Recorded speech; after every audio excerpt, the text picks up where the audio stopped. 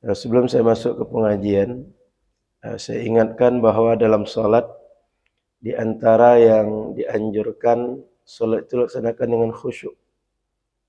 Maka khusyuk yang dimaksud dalam sholat itu, khusyuk dari segi gerakan, khusyuk dari segi ucapan, khusyuk dari segi hati kita.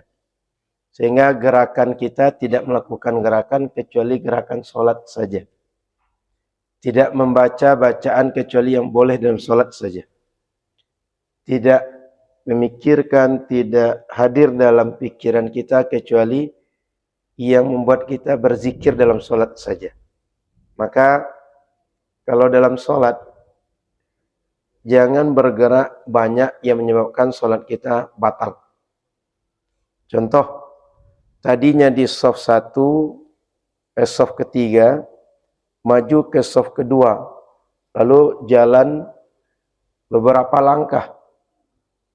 Itu bisa membatalkan sholat. Apalagi alasannya cuma karena tak ada di depan itu disebut dengan sitar. Apa namanya? Sutroh. Sutroh itu sunnah. Melakukan gerakan lebih dari 2 kali berturut-turut dalam mazhab jumhur ulama membatalkan sholat. Maka jangan sampai gara-gara melakukan yang sunnah membatalkan sholat. Adapun sutroh itu kalau kita tidak ada sehingga orang lewat depan kita, sholat nggak batal.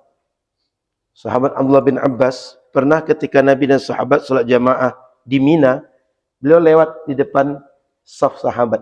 Sama macam kalau saya bawa anak-anak, kadang dia jalan depan orang sholat, itu nggak membatalkan sholat orang yang sedang sholat. Gara-gara lewat orang depan. Jadi ketika sholat, jangan gara-gara sutroh yang sunnah itu, lalu kita berjalan, apalagi 2-3 saf, melakukan yang membatalkan sholat. Dan bila kita tengok sutroh Rasul itu, sampai kondisi paling sederhana, Rasul tidak mendirikan apapun depan beliau, tapi di garisnya tanah. Maka dengan di garis itu, sudah menjadi sutroh.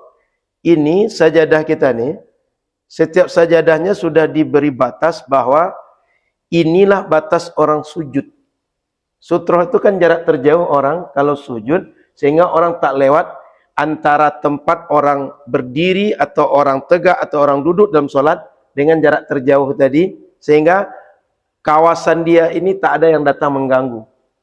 Tujuannya, kalau ada orang lewat, dia bisa terganggu, konsentrasinya terbawa oleh orang yang lewat tadi, sehingga sholatnya enggak khusyuk. Maka kalau kita bisa khusyuk, tidak terganggu dengan yang lewat depan kita, kenapa harus melakukan yang membatalkan sholat? Itu. Jadi khusyuk dalam sholat itu diantara khusyuk gerakan. Karena di samping saya orang berjalan tadi. Tanda orang tak mengaji. Tanda orang belajar hadis, tapi belajar hadis tidak sempurna belajar hadis. Yang kedua, ketika sujud, tidak ada anjuran badan kita dipanjangkan macam orang sedang apa gitu. Sujud itu posisi yang dianjurkan, posisi yang kita mu'tadil dalam bahasa Arabnya, proporsional. Tidak terlalu melebar ke kiri kanan, tidak terlalu panjang ke depan, tidak terlalu melipat badan ke badan kita. Lagi-lagi sholat samping saya. Itu sholat orang tak berilmu seperti itu. Jadi kalau sholat itu Bapak Ibu, mau rukuk, mau sujud, gerakan sholat itu proporsional semuanya.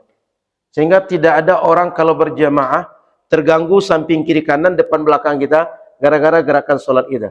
Sejak masa Nabi sampai hari ini, sholat tak membuat orang mengganggu kiri kanan, depan dan belakangnya.